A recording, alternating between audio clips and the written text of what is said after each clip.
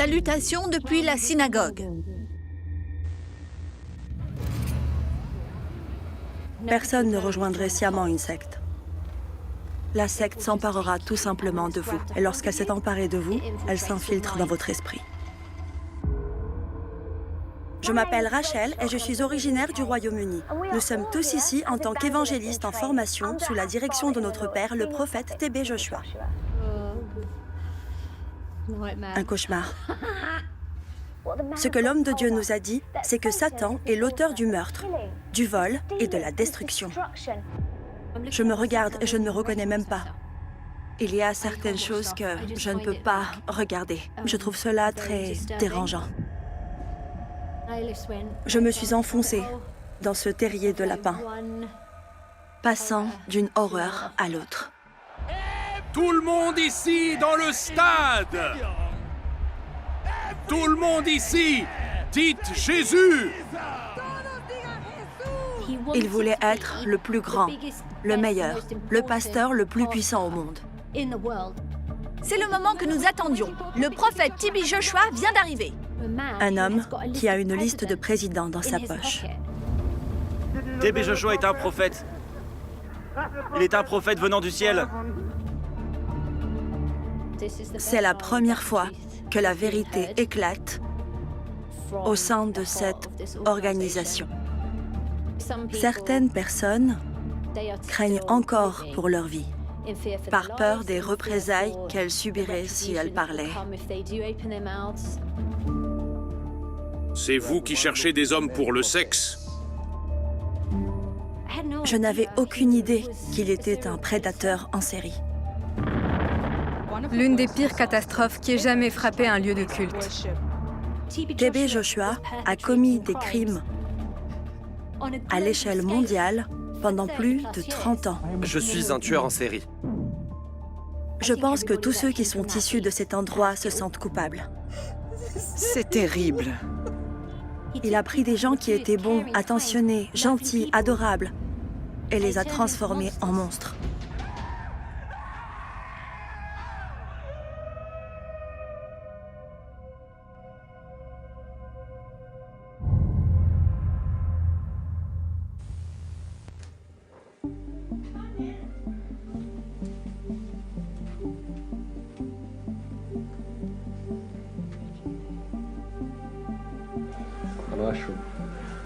Voyons ce qu'il se passe ici. Eh bien, c'est une porte. Ces deux accros de la télé. Ils ont regardé la télévision toute la matinée. Non, nous ne l'avons pas fait. Oui, vous avez des yeux carrés, Rachel Holmes. J'ai grandi dans une famille plutôt heureuse. J'ai eu de la chance. Mon père était expert comptable. Il travaillait à Londres. Nous vivions en milieu rural. Je dirais que j'ai été assez privilégiée à cet égard. Si vous m'aviez dit que ce serait l'histoire de ma vie, j'aurais dit « c'est impossible, pas question, je suis intelligente, je suis avisée ». Mais cela m'est arrivé, ainsi qu'à beaucoup de mes amis à travers le monde. J'ai grandi dans la région des Midlands, au cœur du Royaume-Uni. Je venais d'une classe sociale ouvrière. Mon père était chauffeur de bus.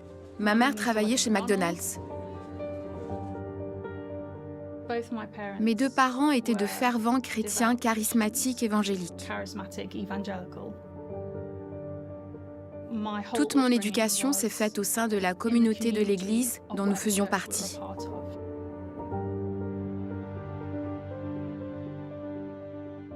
Vers mes 10 ans, ma mère a été très malade. Elle est décédée d'un cancer du sein. Il n'y avait donc que moi et mon père. Voir ma mère endurer cette douleur, j'avais une peur profonde de voir ma mère mourir de cette maladie.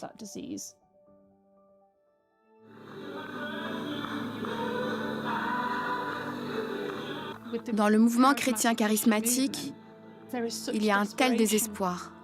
Nous croyons au miracle, nous croyons aux guérisons. Mais je me demandais, où sont toutes ces guérisons? Où sont ces miracles?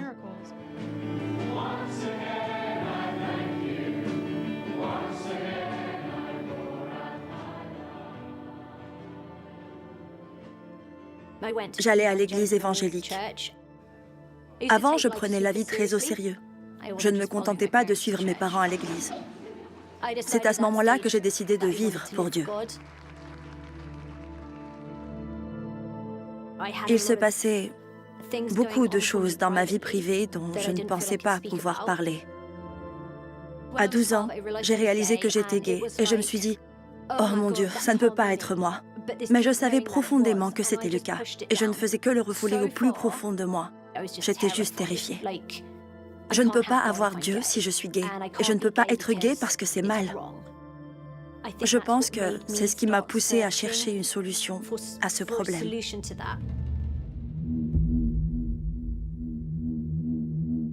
Le jour où tout a commencé, c'est le jour où l'on m'a montré des vidéos de la synagogue, église de toutes les nations. Rien n'a plus jamais été comme avant. Nous ne savions pas vraiment ce que nous allions voir.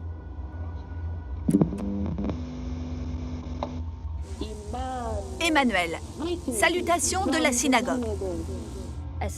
Dès le début, la vidéo a eu un impact profond sur moi. Regardez l'écran de votre télévision maintenant. C'était une église africaine.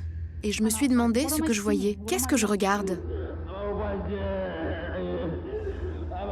Les images étaient assez explicites. Il n'y a pas eu d'avertissement. Il s'agissait de parties intimes du corps qui étaient enflées et d'où sortait du pus. Ces personnes atteintes de cancer et d'excroissance. Elles étaient vulnérables et désespérées. C'était choquant à voir. Je leur ordonne de sortir au nom de Jésus. L'Église avait filmé des images non éditées de manifestations de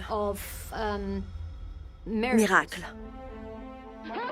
Aidez mon frère, homme de Dieu! Les personnes que je voyais dans les vidéos étaient réelles. Leurs maux, leurs maladies, leurs souffrances étaient manifestement réelles. Et puis, il y a eu ces incroyables guérisons filmées.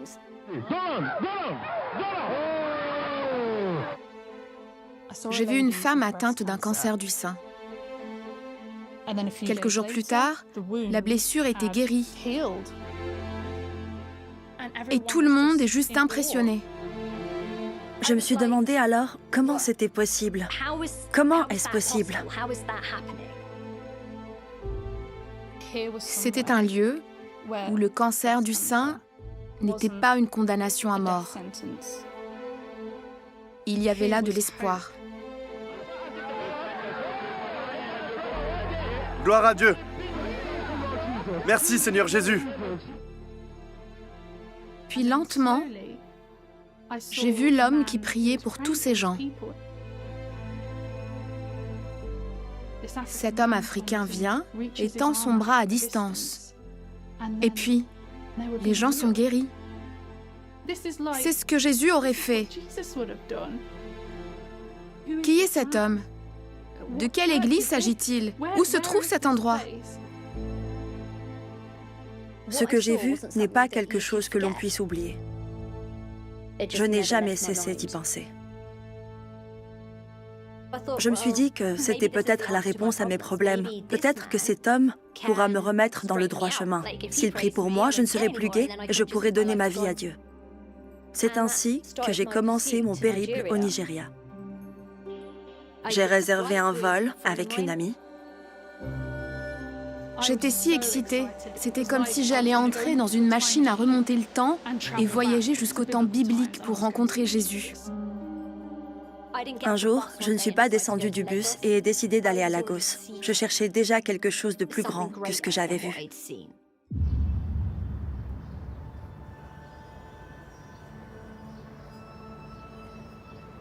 Applaudissez Jésus. Nous sommes une petite croisade aujourd'hui, mais un jour nous serons une grande croisade.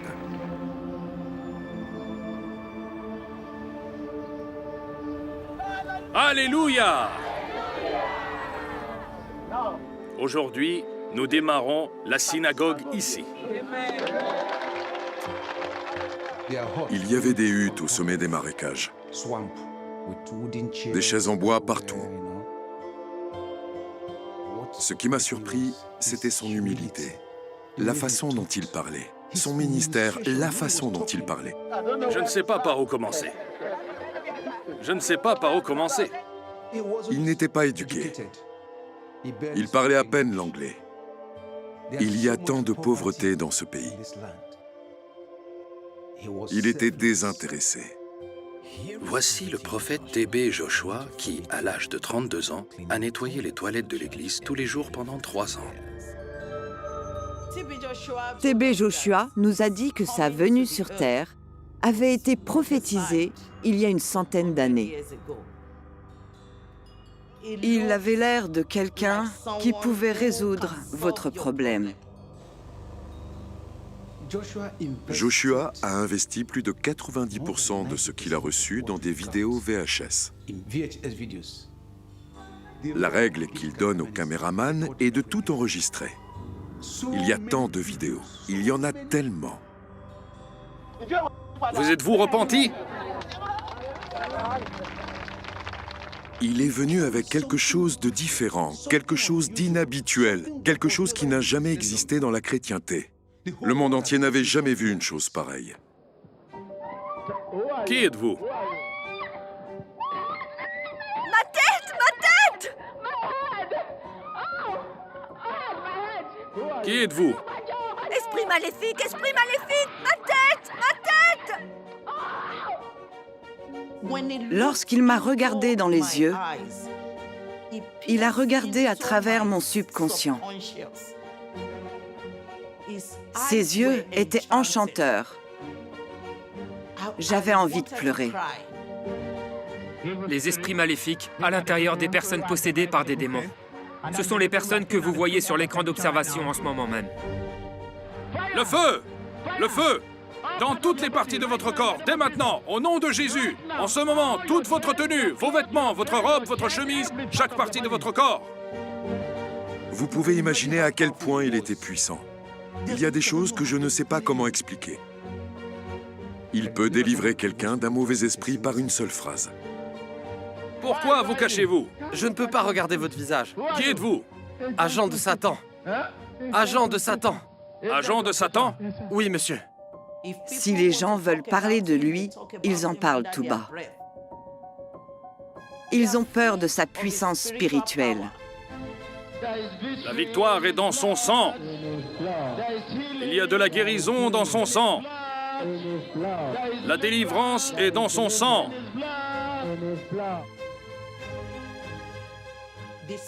Le pouvoir spirituel de T.B. Joshua hypnotise les gens, affecte leurs esprits. J'ai pensé qu'il pouvait être un ange ou quelque chose comme ça. C'était comme si quelque chose avait explosé dans ma tête. Paf!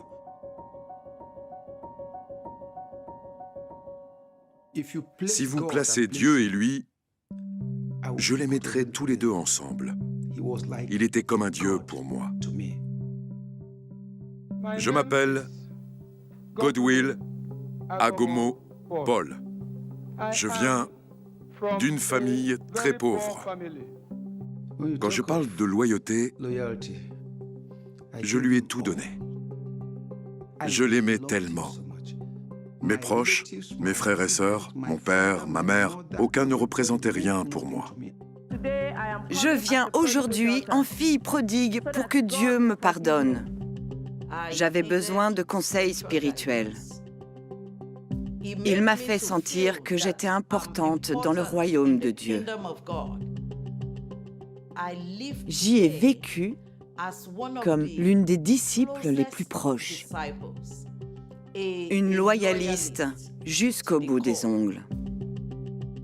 J'étais très proche de lui. J'étais comme le numéro 2 de l'église synagogale de toutes les nations. Il y a certaines choses qu'il m'a dites personnellement et que je sais que beaucoup de disciples n'ont jamais su. Il savait exactement ce qu'il voulait faire. Il avait un intérêt particulier pour les Oyinbo. Oyinbo, les Blancs. Êtes-vous surpris que Dieu utilise un homme noir pour faire toutes ces choses? Pardon, je suis désolé. Je ne suis pas surpris que Dieu utilise un homme noir. Je n'ai jamais vu la puissance de Dieu se manifester comme elle le fait ici. 1996. L'un des principaux pasteurs est venu d'Afrique du Sud. Au moment de leur départ, il lui a remis plus de 200 vidéos VHS à rapporter chez eux et à donner aux gens. Des vidéos de miracles, des vidéos de confession, des vidéos qui leur rempliront la tête. J'ai dit que cette chose était trop chère. Il a rigolé. Vous me prenez pour un imbécile? Je sais ce que je fais. Un temps viendra, cette synagogue-église va sortir d'Afrique du Sud et se répandre dans le monde entier. Croyez-moi, mes frères et sœurs, le Nigeria était le dernier endroit au monde où je voulais venir. Ce sont des fraudeurs, ce sont des blanchisseurs d'argent, ce sont des trafiquants de drogue. Et je dis Dieu, je suis désolée. Voici un coin de paradis sur terre. Ce qui a le plus stimulé la synagogue-église de toutes les nations, c'est l'arrivée des étrangers. C'était stratégique et c'était planifié. J'ai un aveu à faire et je veux que le monde entier le sache. Dans le passé, je détestais les Noirs. Je détestais vraiment. Lorsque je suis arrivé ici, j'ai vu l'amour que nous avons reçu de la part des Noirs. Il a utilisé les Blancs pour commercialiser sa marque. La présence d'un homme blanc ou d'une femme blanche est comme une marque de réussite. Il disait simplement, « Regardez ces gens. Ils ne savent pas où ils sont. » Chaque personne qui rentre chez elle essaye de contacter ses frères, de contacter ses amis aux États-Unis et au Royaume-Uni. Qu'avez-vous à dire? Je n'ai jamais rien vu de tel auparavant. Mais je rapporterai tout cela à mon pays. Je le dirai aux gens. Les choses ont commencé à changer rapidement. On s'est positionné en tête. Ils savaient qu'il y aurait une explosion. Vous voyez de longues files d'attente, des centaines de personnes. De visiteurs commencent à venir. Plus de Blancs commencent à venir. C'était énorme. Je veux voir votre enthousiasme. Montrez-moi votre enthousiasme. Laissez-moi voir votre enthousiasme. Alors pourquoi toute cette organisation vidéo? Car si Jésus n'était pas inscrit dans la Bible, vous ne croiriez pas que Jésus est le même hier, aujourd'hui et éternellement. Ceux qui venaient du Royaume-Uni pour la première fois, il leur a acheté leurs billets. Ceux qui venaient d'Amérique, il a payé. Partout dans le monde, il payait. Dieu est vivant et il est à Lagos, au Nigeria. S'agit-il d'une église locale ou êtes-vous en contact avec d'autres églises dans d'autres pays? Il y en a dans tout le pays.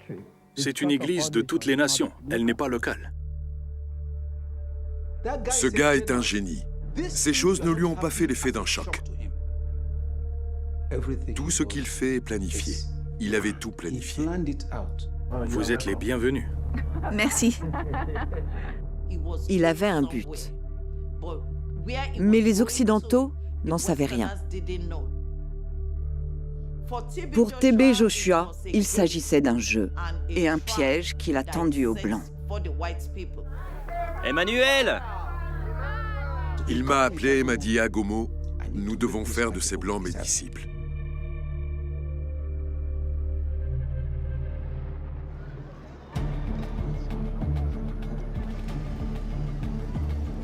Lorsque je suis arrivée à l'aéroport de Lagos, nous leur avons dit que nous allions à la synagogue de l'église de toutes les nations. Ah! Passez, passez! C'était comme un laissez-passer pour tout. C'était juste comme « Passez, bien sûr !» Et c'est parti. Dès l'instant où j'ai atterri, je me suis sentie très émue. J'ai fait un pacte avec Dieu. Je veux connaître le Dieu des évangiles. Je veux voir ses miracles. Et si je ne peux pas les voir et qu'ils ne sont pas réels, je m'en vais. Je n'avais jamais vu de ville africaine locale auparavant. Et c'était l'effervescence. Il y avait des vendeurs de rue et de la nourriture, et c'était très coloré. J'étais en train de tout absorber. Vous empruntiez une allée dans ces véhicules où se trouvaient d'autres visiteurs étrangers. Des groupes d'excursionnistes venus d'Afrique du Sud étaient présents en grand nombre. Je m'appelle Angélique et je viens d'Afrique du Sud.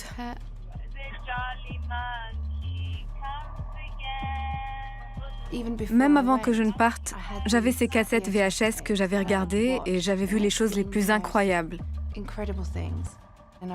Et j'étais tellement excitée à l'idée de voir cela en vrai. J'étais coordinatrice des visiteurs internationaux. Chaque fois que ces visiteurs arrivaient, TB Joshua appelait et me disait d'aller les rencontrer. Les disciples nigérians vous accueillent avec ces beaux sourires. Il n'y a que des gens qui sourient. Tout le monde a l'air si heureux. Nous vous donnons l'impression d'être une célébrité, que vous êtes si important. J'étais entourée de tous ces Africains extraordinaires, si amicaux et aimants, qui me traitaient comme si j'étais super spéciale, comme si c'était un honneur de m'avoir. Je l'ai reconnu immédiatement à partir des vidéos. Je me souviens de m'être retournée et d'avoir regardé l'auditorium de l'église, qui n'était qu'une marée de bancs en bois. Le toit était en tôle ondulée, avec des centaines et des centaines de poteaux en bois sur lesquels étaient fixées des télévisions. Je n'ai jamais vu autant de téléviseurs installés de ma vie. Et dès le lendemain, on vous montre vidéo après vidéo, miracle après miracle, pause déjeuner, miracle après miracle. Je me souviens être restée assise pendant des heures. Il y avait une euphorie folle. Les vidéos m'ont totalement absorbée. Les miracles, les prières, les foules, l'excitation, l'atmosphère du Saint-Esprit. C'est une grande joie de pouvoir revenir ici aujourd'hui pour témoigner. Vers le 3e jour, nous avons assisté à des témoignages en direct. Lorsque je suis arrivé ici, je souffrais d'asthme. Et après une courte période au ministère du prophète TB Joshua, j'ai senti ma respiration devenir totalement dégagée. Dieu m'a guéri. Monsieur, je vois que vous avez un rapport médical ici. Pouvez-vous le montrer à la caméra? Gloire à Dieu, test négatif pour le VIH et le VIH2. Nous examinons ces rapports médicaux négatifs sur le VIH. Il y avait des preuves médicales. Vous avez pu observer de près ce qui se passait. Dans cette longue queue, il y a d'autres malades du VIH qui ont été soignés à la synagogue église de toutes les nations. Je suis un médecin. Plus de 100 patients sont guéris du sida chaque semaine. Plusieurs médecins ont également déclaré que leur profession médicale ne pouvait pas expliquer ce phénomène. Je suis médecin de profession. Enfant, j'ai souffert d'une perte sévère de l'audition. Le prophète Joshua a posé ses mains sur mes oreilles. La minute suivante, j'ai retrouvé mon audition.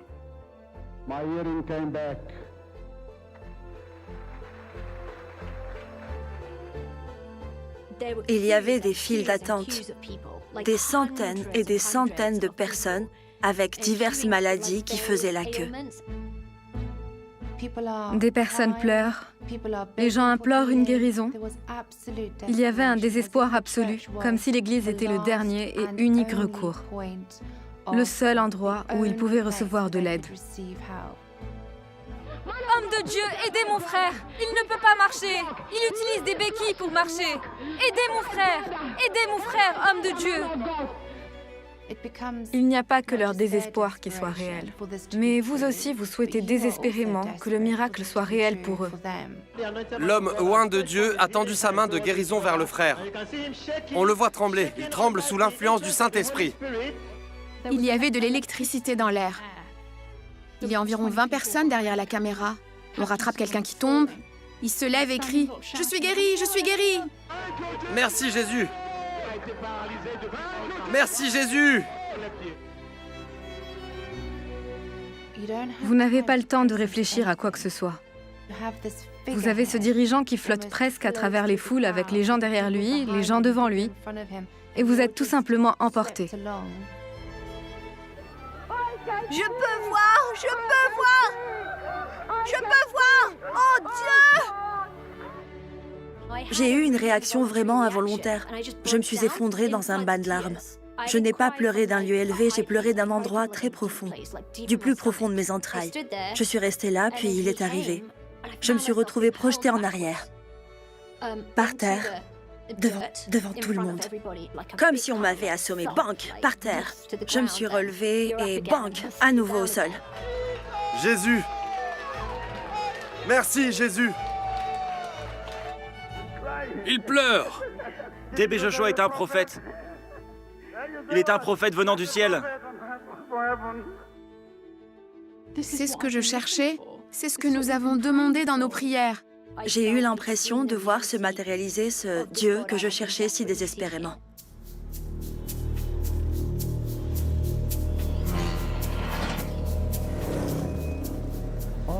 Sur la route de Calgary,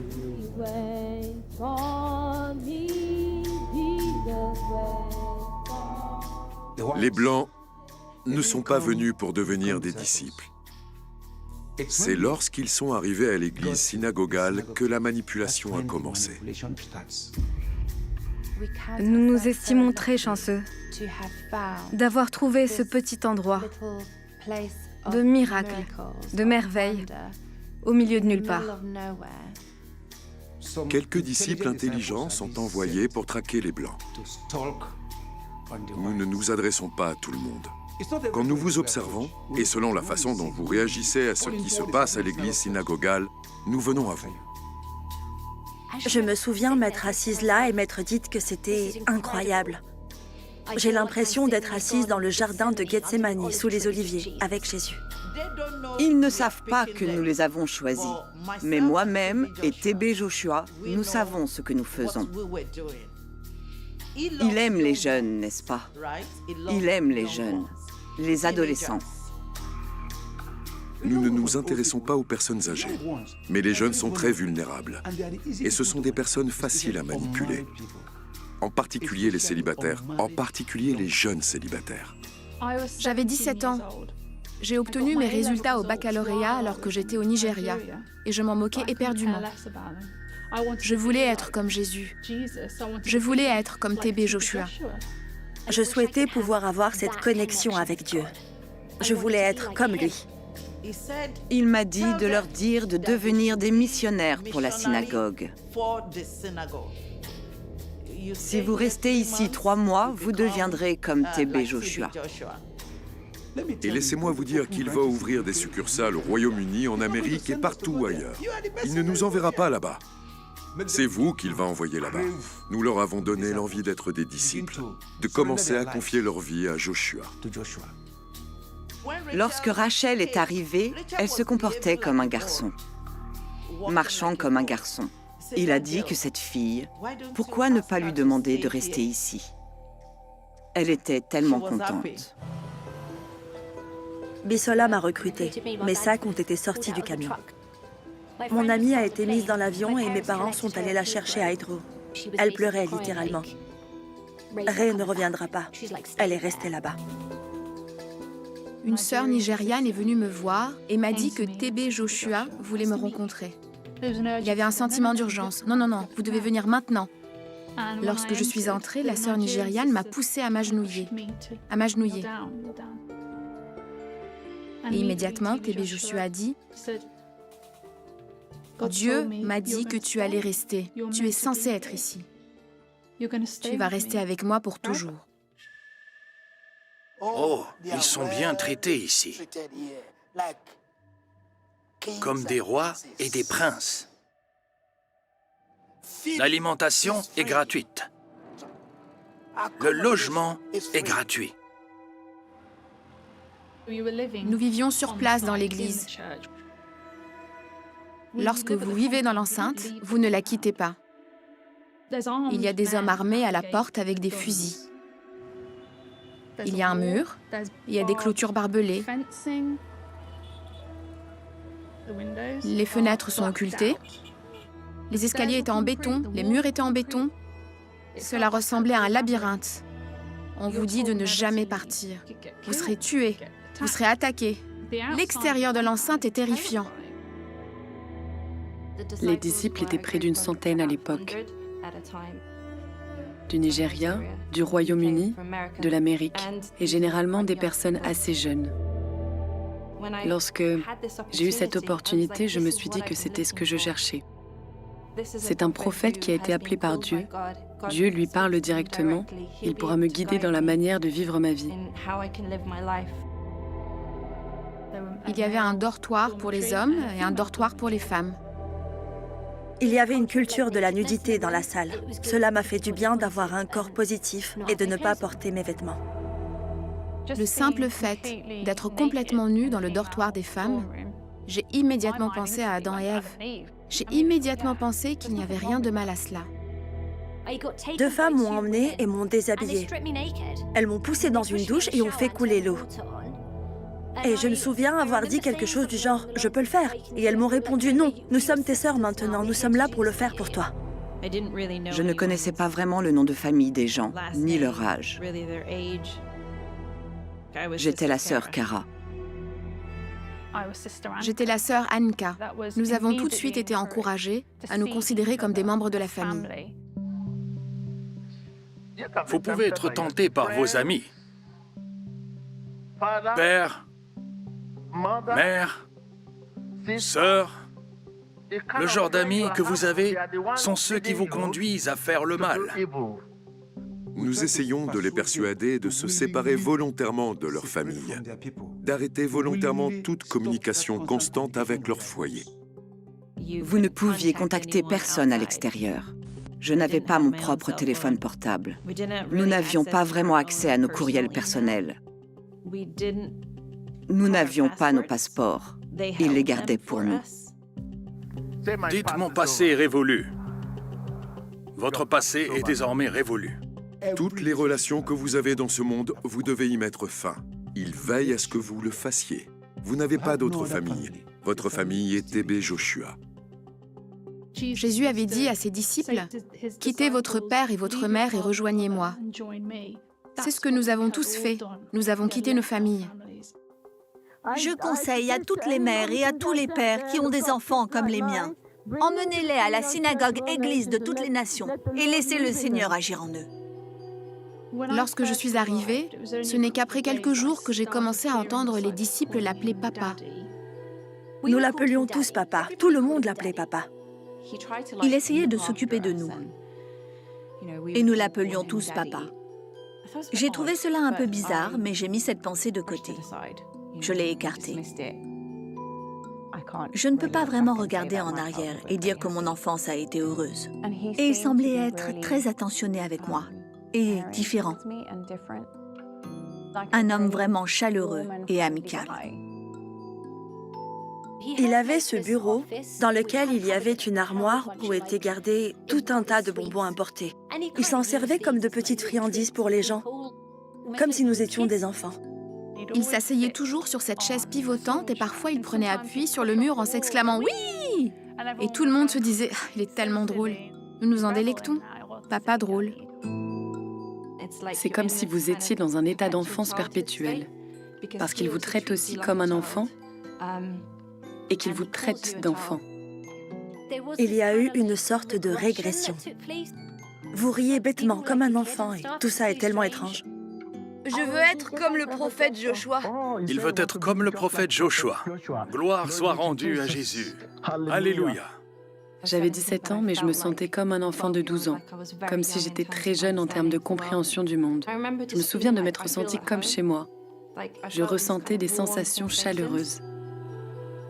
C'était juste de la manipulation. Il essayait juste de les manipuler. C'est exactement ce que fait Joshua. Il leur fait un lavage de cerveau avec de bonnes paroles, avec amour. Emmanuel. Salutations depuis la synagogue. Découvrez une nouvelle dimension de la vie. Je m'appelle Rachel et je viens du Royaume-Uni. Nous vivons tous ici dans la synagogue Église de toutes les nations. En tant qu'évangéliste en formation sous la direction de notre père, le prophète TB Joshua. Il tenait vraiment à nous utiliser dans les vidéos, à ce que nous le soutenions et à ce que nous obtenions l'approbation du monde occidental. Vous nous rejoignez ici à la synagogue de l'Église de toutes les nations après un merveilleux service dominical. J'ai eu l'impression que nous détenions tous cette vérité. Nous avons estimé que le monde avait besoin de TB Joshua. Quelle est votre opinion sur l'homme de Dieu, le prophète TB Joshua? Nous les poussons à faire des interviews pour que les gens de l'extérieur voient que la synagogue fait quelque chose de nouveau. TB Joshua était heureux. Il était très heureux. N'en doutez jamais, c'est l'homme de Dieu. Il était comme un marionnettiste. Et tous les disciples étaient comme des marionnettes. Ils tiraient les ficelles. Que pouvez-vous me dire de votre expérience ici? Mon expérience a été formidable. Au début, nous avons tous l'air très mal en point et mal nourris. Les visiteurs ont commencé à poser des questions. Nous devions donc nous habiller très bien, nous devions nous maquiller, nous devions être belles. Vous venez d'avoir le merveilleux privilège de nous rejoindre ici, à la synagogue de l'Église de toutes les nations pour notre service du dimanche. Quelles que soient vos connaissances, qui que vous soyez, quel que soit votre diplôme, nous avons un système qui vous fera craquer. En tant que disciple, vous étiez soumis à un ensemble de règles très strictes. Seigneur Jésus, dites-moi ce que je dois faire. Donnez-moi vos ordres. S'il entrait dans une pièce et que vous ne vous leviez pas, c'était considéré comme une offense. Nous n'avions pas le droit de lire quoi que ce soit, ni de regarder des films. Il disait ce qu'il fallait porter et ce qu'il ne fallait pas porter. Il y avait une loi dans le studio. Si vous voulez aller faire pipi, vous devez passer par son bureau. Je promets de me soumettre à tout ce que tu veux de moi.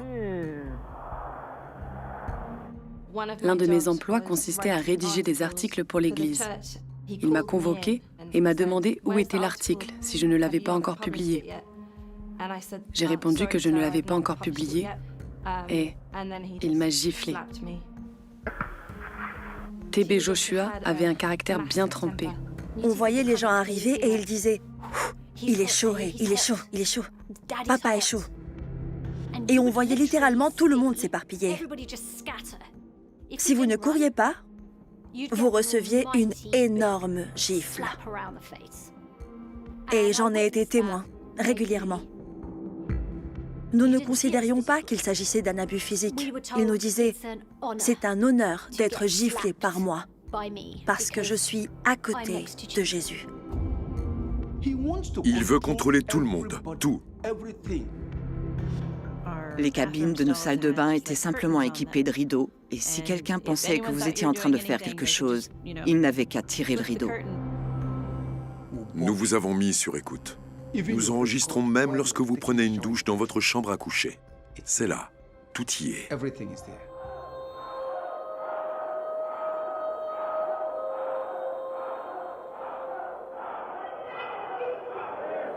Soyez guéris.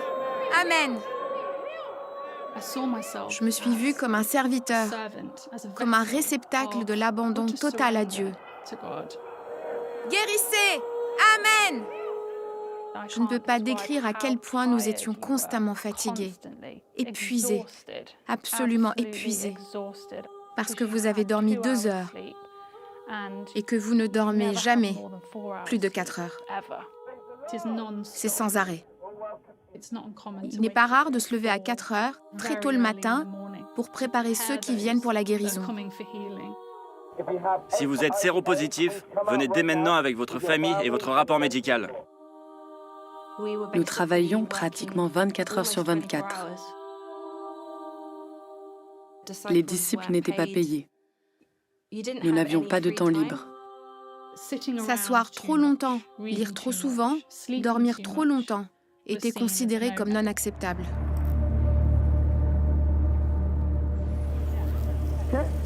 Les tests et les épreuves sont destinés pour votre croyance.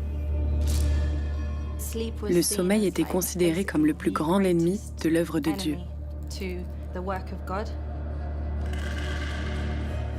Il avait l'habitude de nous dire des choses telles que « Vous devez prier contre cela, vous devez le combattre ». Tu n'oses pas dormir quand Joshua ne t'a pas ordonné de dormir. Il y a des caméras partout.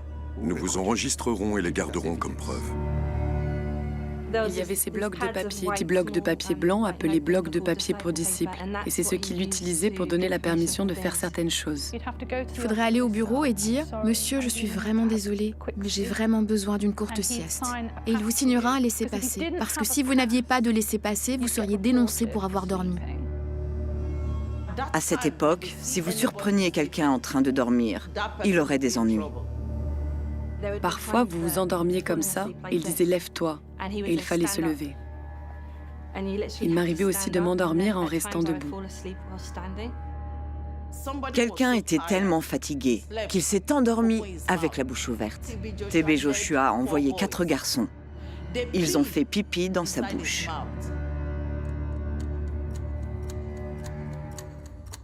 Nous n'avions pas le droit de porter de montre, notre temps était donc contrôlé. Nous devions suivre l'heure de Dieu, et je ne savais donc pas quel jour, quel mois ou quelle année nous étions.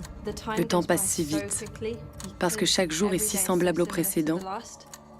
On se réveille et on se dit que c'est 2 ans ou 3 ans plus tard.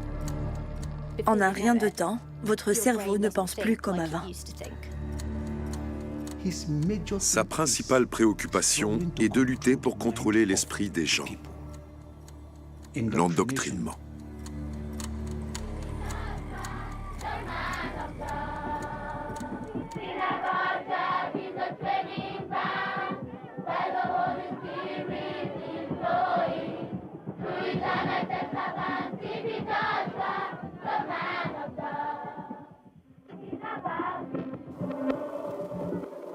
L'église synagogale est un système complexe.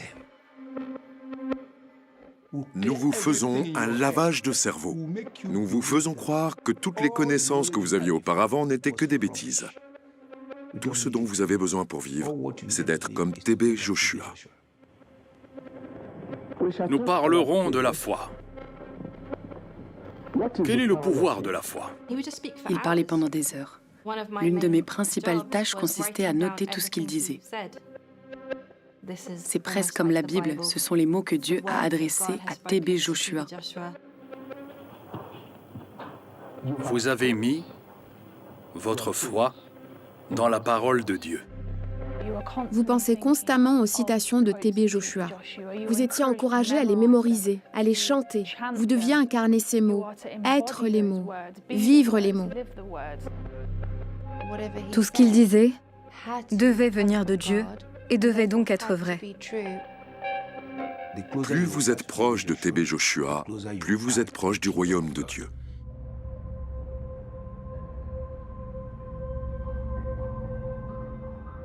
Le manque de sommeil, coupé de ta famille, vivre en communauté, interdiction de se marier, interdiction de sortir avec quelqu'un, un leader qui contrôle tout. Qui êtes-vous? Je suis un démon. Vous êtes un démon? Oui. J'ai des mauvais esprits en moi. Vous avez des esprits maléfiques en vous? Oui. On n'a pas l'impression d'être victime d'un lavage de cerveau. C'est comme si votre cerveau avait été complètement reconnecté. C'est comme si vous aviez pris une drogue. J'enlèverai le démon de vous en douceur. En douceur. En douceur. Mon esprit était comme secoué. Il n'y avait aucune clarté cognitive. Il était tout chamboulé. Rien n'avait de sens. La réalité était complètement faussée. Je suis un tueur en série. Quel est le mal que vous avez fait à votre prochain? J'avais l'habitude de détruire beaucoup de femmes avec la puissance de mon pénis.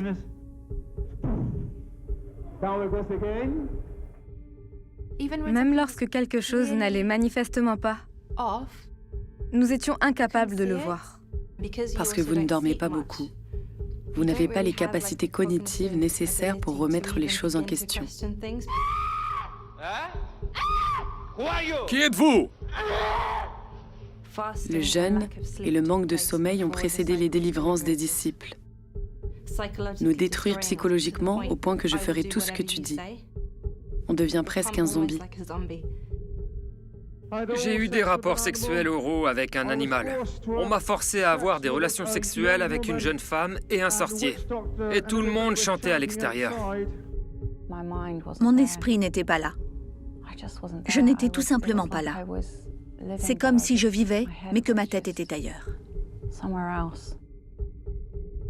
Il pouvait simplement vous manipuler.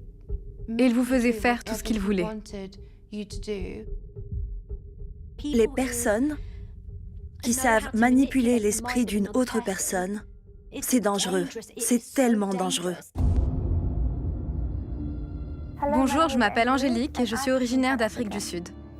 Je m'appelle Rachel et je viens du Royaume-Uni. Bonjour, je m'appelle Anka et je suis originaire de Grande-Bretagne. Bonjour, je m'appelle Cara et je suis américaine. Connaître Jésus-Christ, c'est connaître sa puissance. C'est pourquoi, quoi que vous disiez en son nom, il veillera à ce que cela se fasse. Cela montre que toutes vos plaintes sont à l'abri du péché. Vous devez vous protéger du péché. Vous devez divorcer de l'impiété et choisir la piété. Si vous êtes véritablement né de nouveau, Satan doit écouter. Ce qui implique vos problèmes, votre pauvreté. On voit que ces personnes sont piégées dans un autre monde. On est complètement détaché de ce que nous considérons comme le monde réel. Toutes vos crises et vos plaintes seront rejetées. En arrivant ici, j'ai compris que le temps n'est rien, que ce n'est pas la durée de vie qui compte, mais la façon dont on vit sa vie. Donc pour moi, le temps, Dieu ne regarde pas le temps. Je ne me reconnais pas. Je ne parle pas comme une personne normale. C'est comme si je regardais quelqu'un d'autre. Tu n'es plus toi-même quand tu es là. Je n'étais plus Anka. J'étais une disciple du prophète TB Joshua. Certains visiteurs qui sont venus plus d'une fois, qui ont observé les disciples, ont dit que vous vous comportez parfois comme une secte. Et je ne savais pas ce qu'était une secte. Je ne pensais pas être dans une secte. Personne n'adhère à une secte. Je n'aurais jamais rejoint une secte. Suis-je folle? Je ne savais pas que je rejoignais une secte. Je pensais que je rejoignais une église. Nous étions tous si innocents quand nous nous sommes lancés dans cette aventure. Et quand je regarde ce qu'il a fait de nous, je souhaite que cela ne se soit jamais produit. J'aurais aimé ne jamais y aller. J'aurais aimé que ces choses ne soient jamais arrivées. Et pas seulement pour moi, pour tout le monde. Pour aller de l'avant, pour découvrir de nouveaux océans, il faut laisser le rivage derrière soi. J'ai envie de sauter dans l'écran de télévision et de dire « Vous êtes en danger ! Vous êtes en danger et vous ne le savez pas. » J'ai perdu le sens des réalités. Je suis devenue la marionnette de TB Joshua. Il a tiré toutes les ficelles et j'ai dansé sur son air. Il était l'architecte. Il était le Dieu au centre de tout cela. Il construisait lui-même l'église. Ses constructions allaient bon train.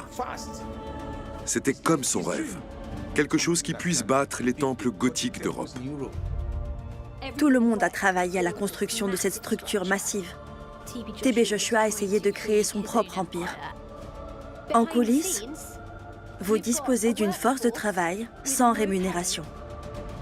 Nous étions une machine autour de lui. Il n'aurait pas pu le faire sans tous les disciples. C'est nous qui avons fait le travail. Il avait un grand projet. Ce n'étaient pas tous les disciples qui savaient ce qui se passait. C'était un secret. Il m'avait dit que lorsqu'il se souvenait de ce que ces Blancs ont fait à nos ancêtres, cela lui faisait mal. Qu'importe ce que cela lui prendrait. Il a dit que les Blancs, il les amènerait ici. Il s'assurerait de les réduire en esclavage, qu'il le servirait. J'étais présente à cette réunion. Il veut utiliser les Blancs pour en faire ses esclaves. Les Occidentaux ont asservi ses ancêtres. Il va donc lui-même les asservir. Il l'a dit haut et fort. C'est l'un des facteurs qui l'ont motivé. Il a dit à Gomo, « Donnons-leur une leçon, je vais leur donner une leçon. Je leur montrerai. » TB Joshua voulait écrire l'histoire pour lui-même. Il veut qu'ils le servent. Il veut les dominer. Et mon frère, lui, l'a fait. Un disciple de TB Joshua est un esclave de TB Joshua. J'ai été une disciple de TB Joshua pendant 10 ans, de 2001 à 2010. J'y suis restée jusqu'en 2013. J'ai donc passé 12 ou 13 ans à Lagos. Je pense que j'avais 16 ou peut-être même 15 ans lorsque je suis venue pour la première fois et je suis restée pendant 14 ans. C'était une prison psychologique. Nous pensions tous être au paradis, mais nous étions en enfer. Et en enfer, il se passe des choses terribles. Homme de Dieu, s'il vous plaît. Nos disciples noirs ont tellement souffert. Ils te battaient sans pitié. Vous pensiez être dans l'endroit le plus sûr du monde, mais vous étiez dans l'endroit le plus dangereux. L'heure de la guérison a sonné. Vous êtes guéris. Soit il est Satan, soit il est Dieu. Je suis le commandant suprême. Totalement simulé. Totalement faux. Oui. Aucun homme ne peut vous satisfaire. C'est un véritable homme de Dieu. TB Joshua m'a demandé de lui trouver des vierges. À chaque fois, il disait que papa t'appelait. L'essentiel, c'est qu'il fallait y aller. Je pensais emporter dans la tombe ce qu'il m'avait fait. Conduisez maintenant. Allez-y, allez-y, allez-y. Verrouillez la porte, verrouillez la porte. S'il vous plaît, laissez-moi sortir.